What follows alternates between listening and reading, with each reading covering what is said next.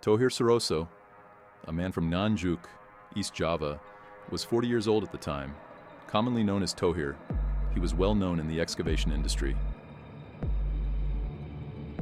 His name was quite recognized as an experienced excavator operator. He had operated various types of excavators, from crawler excavators to long-reach excavators. His remarkable skills led him to seek work in Kalimantan. I don't have much information about Tohir, but I read one piece of news mentioning that he was involved in a firearm possession case in 2012. However, due to his expertise in operating heavy machinery, particularly excavators, Tohir later worked in the mining industry in South Kalimantan, specifically in the industrial forest area of Tanah Bumbu.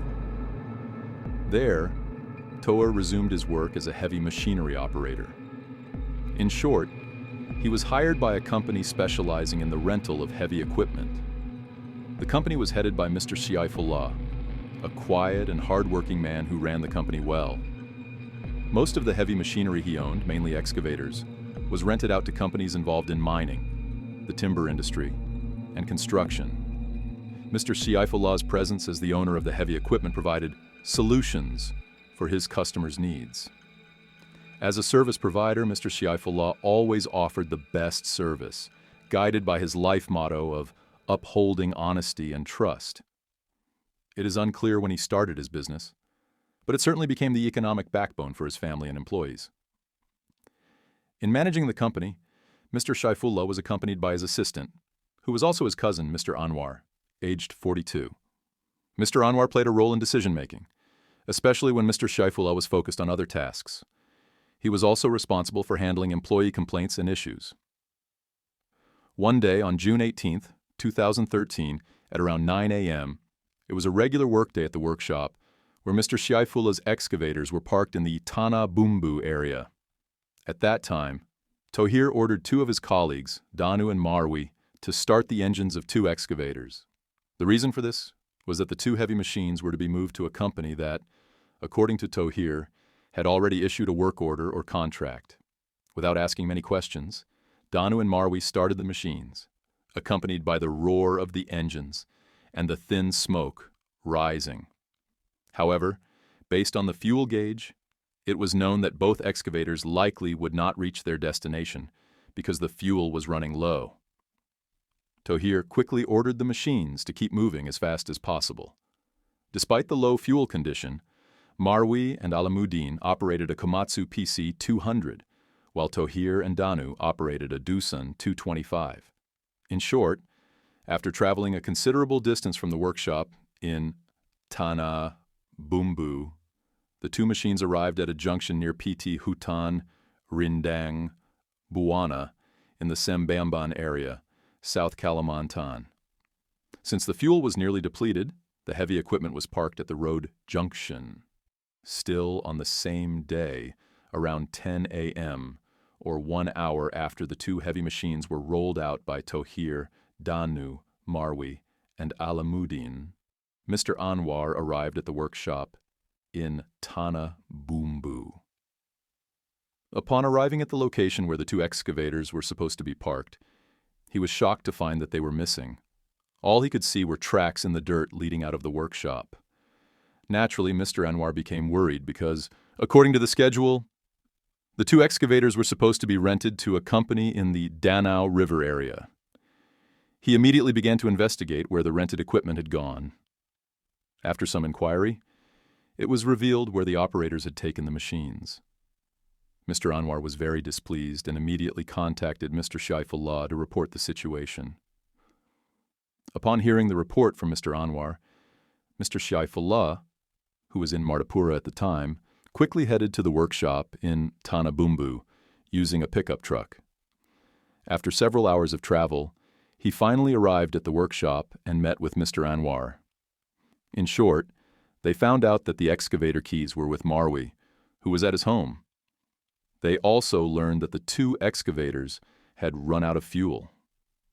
After preparing several jerry cans of diesel fuel loaded into the back of the pickup truck, they set off toward Marwi's house around 5 p.m. Marwi's house was located in Sumber Aram village, Dusun 2 in the Tanah Bumbu district, not far from the workshop. 10 minutes later, Mr. Anwar and Mr. Shaifullah arrived at Marwi's house. After waiting for a while, they met with Marwi, and Mr. Anwar immediately instructed Tohir and Danu to roll the two excavators back to Tanah Bumbu and then to the Danau River.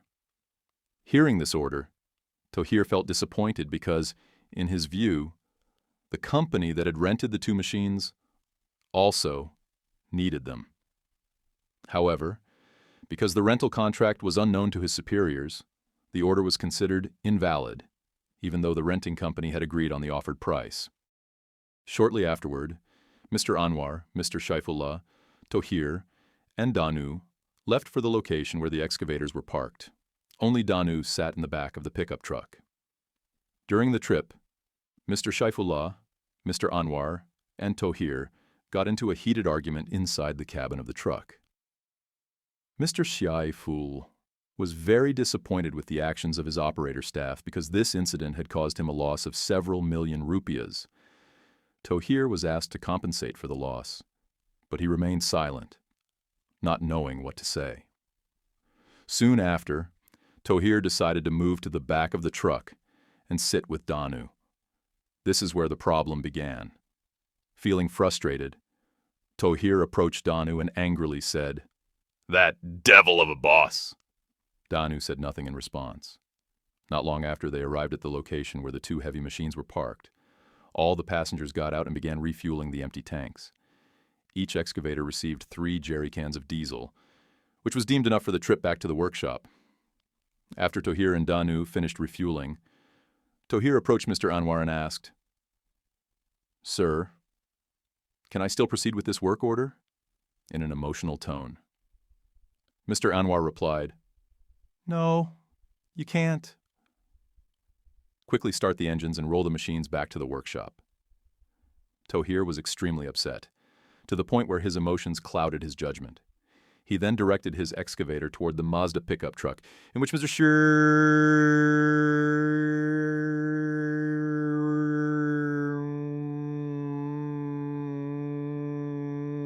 and Mr. Anwar were sitting.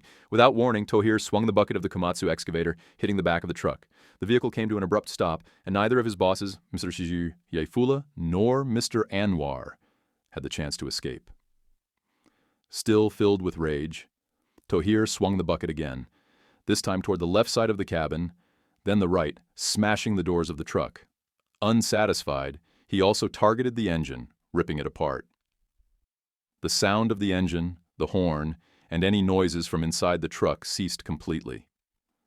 After ensuring there were no signs of life from the truck, Tohir instructed Danu to clean up the scattered debris. He then lifted the crushed vehicle and moved it to a bushy area, about 50 meters away. There, Tohir dug a large hole and buried the truck along with the victims inside. Shortly after, the vehicle was completely covered with soil. Danu, shocked, remained silent and finished his task of clearing the debris. That night, Tohir felt his anger had been released. The next day, on June 19, 2013, Tohir returned to Marwi's house and asked him to roll the 2 heavy machines to the rental company, as Tohir had recommended. Marwi hesitated since Mr. Anwar had not approved this. However, Tohir reassured him by saying, "The boss has already given permission." Finally, they rolled the 2 machines to the intended location and then went home. Not wanting to take any risks, Tohir quickly left Kalimantan and returned to his hometown. The case was uncovered due to a missing persons report filed by Mr. Shaifullah. An investigation began involving Marwi and Alamuddin, who were the last to interact with the victims. Shortly after, the location where the 2 machines were parked was discovered, along with a suspicious mound of earth in the industrial forest area. The police grew suspicious and began digging up the mound with the help of another excavator. Indeed, they found evidence of the crime involving Tohir Suroso, along with the victims. Suspicion quickly fell on Tohir and Danu, who were the last people seen with the victims. Not long after the investigation began, Danu was arrested at his home in South Kalimantan. Based on Danu's confession, the police tracked down Tohir's location in Surabaya, where he was working as an excavator operator at an irrigation project. The police had to act cautiously, fearing that Tohir might use the excavator as a weapon. However, upon realizing the police were present, Tohir opened the cabin door and jumped down, attempting to flee. Unfortunately for him, 2 bullets hit his legs, stopping him in his tracks. Tohir was finally brought back to Kalimantan to face justice. During the trial held in court, the panel of judges sentenced Tohir Suroso to life imprisonment. What are your thoughts on this case, and what lessons can be learned? Write your answers in the comments. Subscribe, and see you in the next case.